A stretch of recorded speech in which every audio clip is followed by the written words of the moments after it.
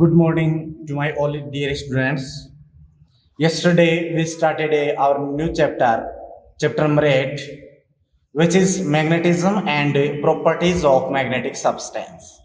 Okay, yesterday we discussed about some definitions of magnet, some properties of a bar magnet, and some introduction of a magnet type of magnet. Okay, today we study some definitions about magnet, bar magnet, another definitions. In this sequence, first definition is magnetic poles. What is magnetic poles? Suppose this is a bar magnet, and this north pole and south pole. Okay, this is north pole and this is south pole. So this point near the ends of a, this is one end, this is another end. Okay, what is poles?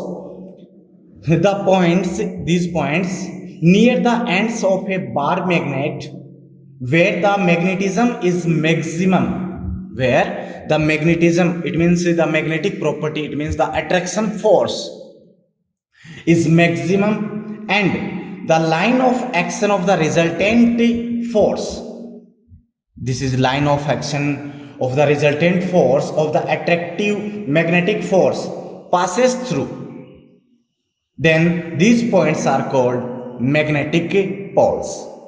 Here two poles are present in a bar magnet, one is north pole and another one is south pole. Clear it?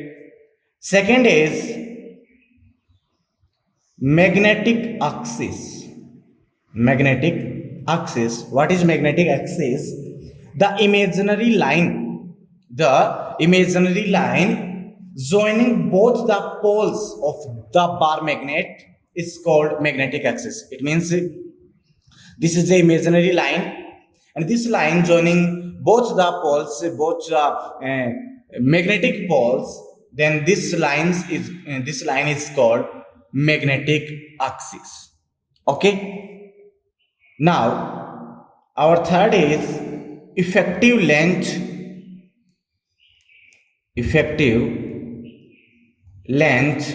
of a magnet.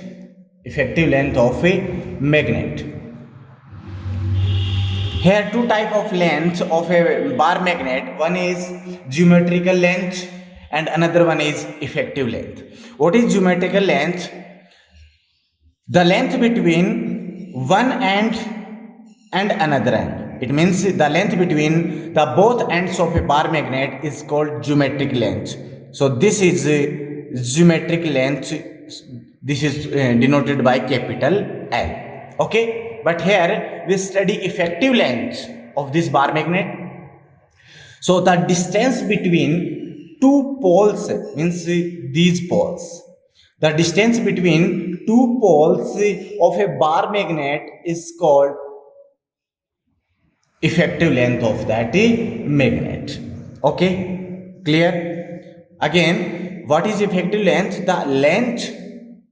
The distance between two poles of a bar magnet is called effective length.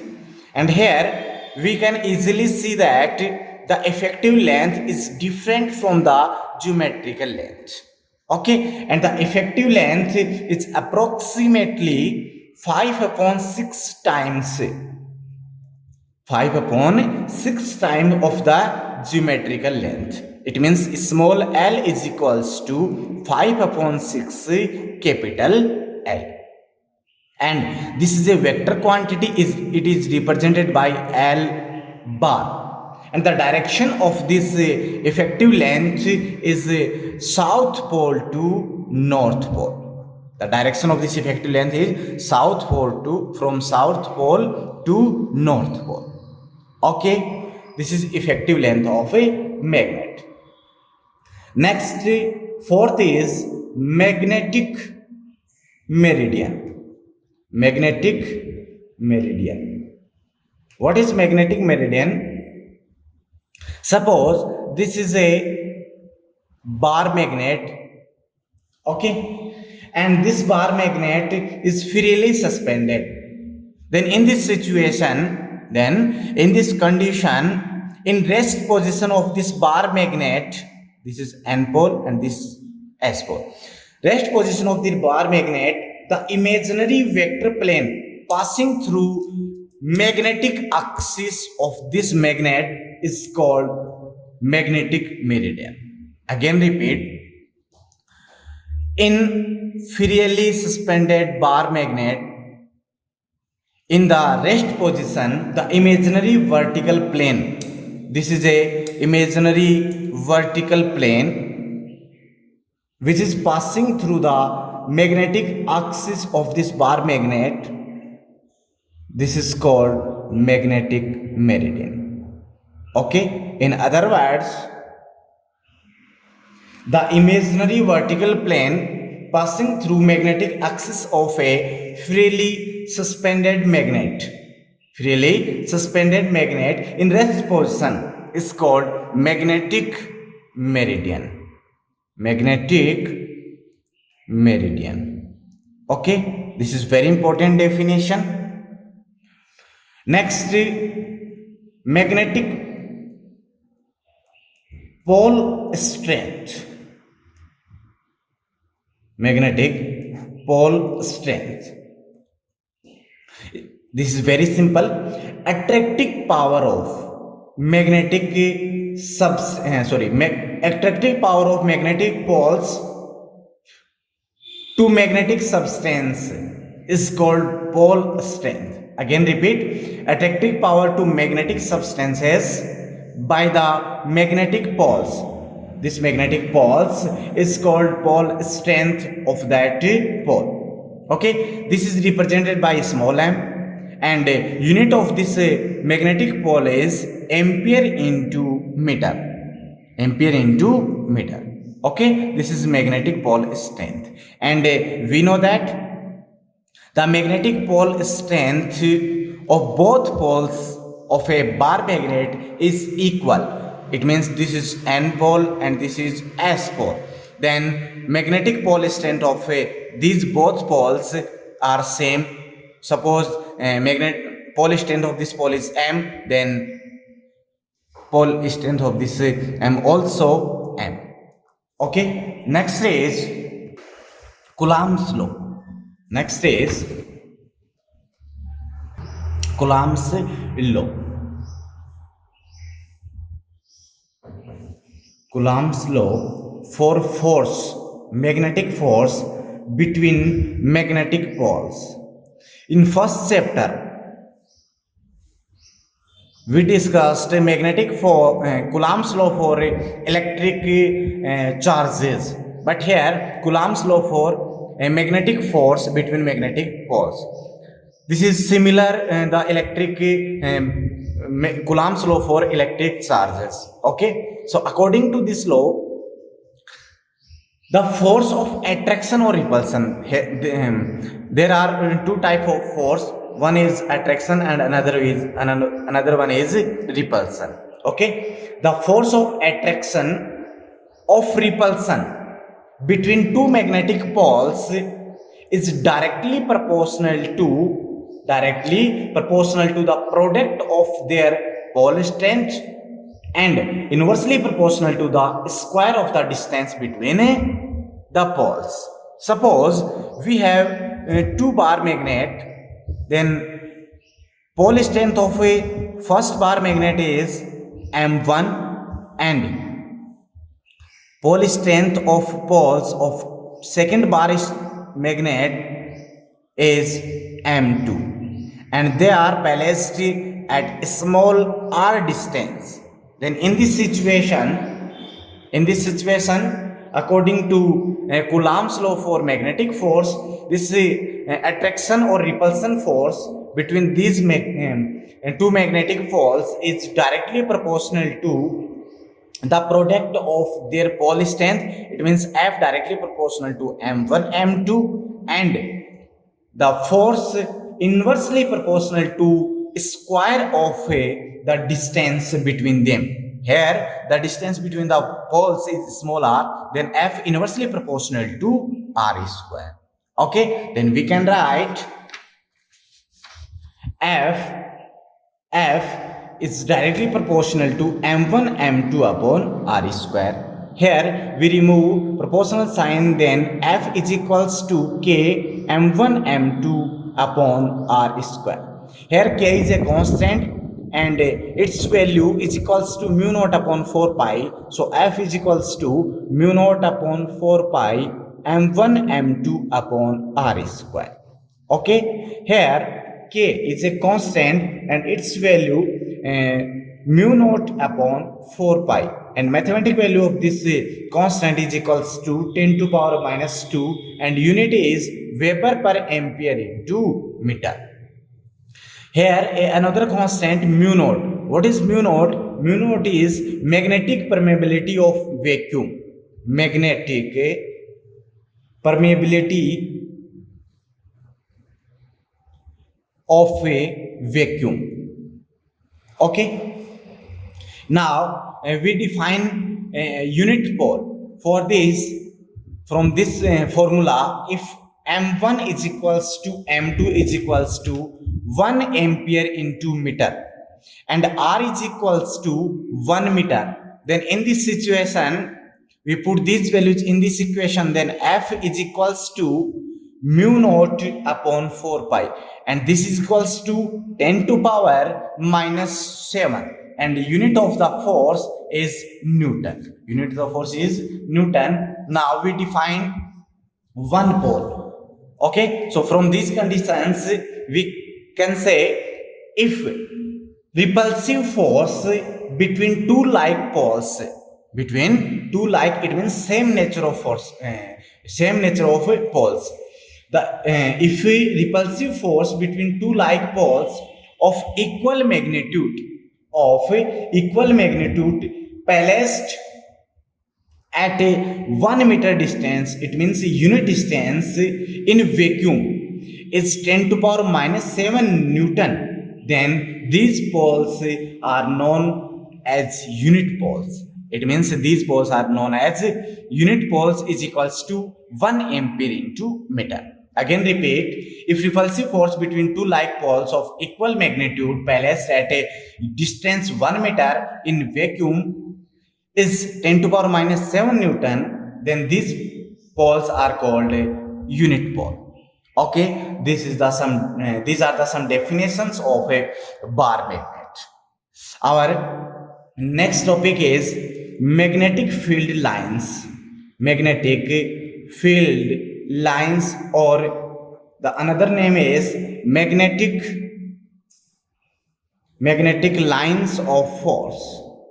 Magnetic lines of a force. Okay, what is magnetic field lines?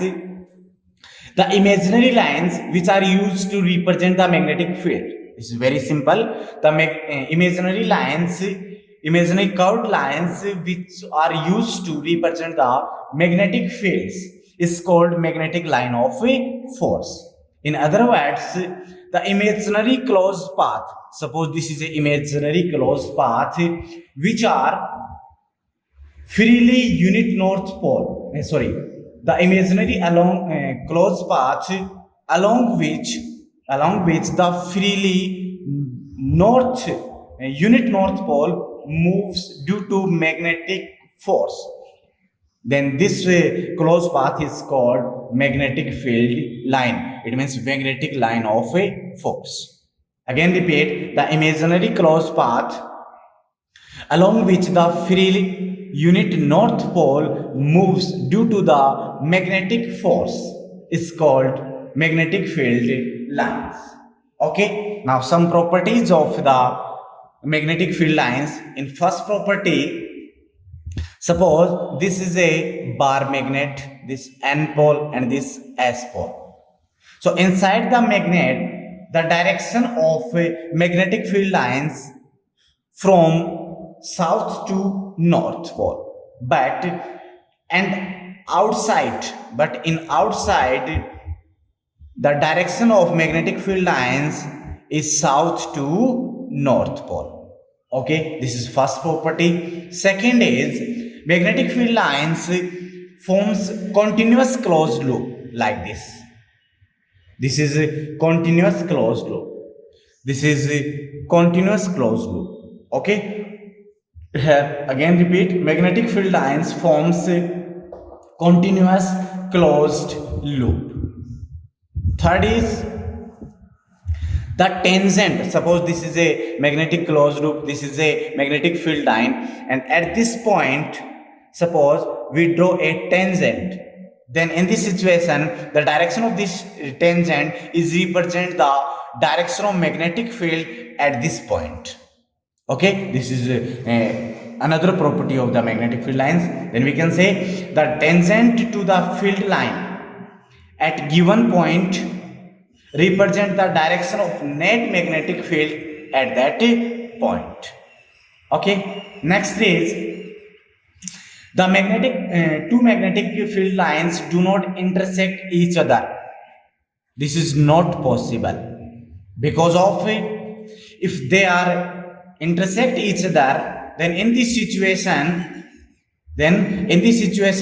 two tangent, these two tangent represent the two direction of magnetic field at this point, and this is not possible. Okay, again repeat, the magnetic field lines do not intersect each other, because if they are intersect each other, that would mean there are two directions of the magnetic field at this point of intersection, and which is impossible. Okay, fourth point is, suppose these are the magnetic field lines. These are the magnetic field lines. Okay, a place where force field is strong, the density of field is more.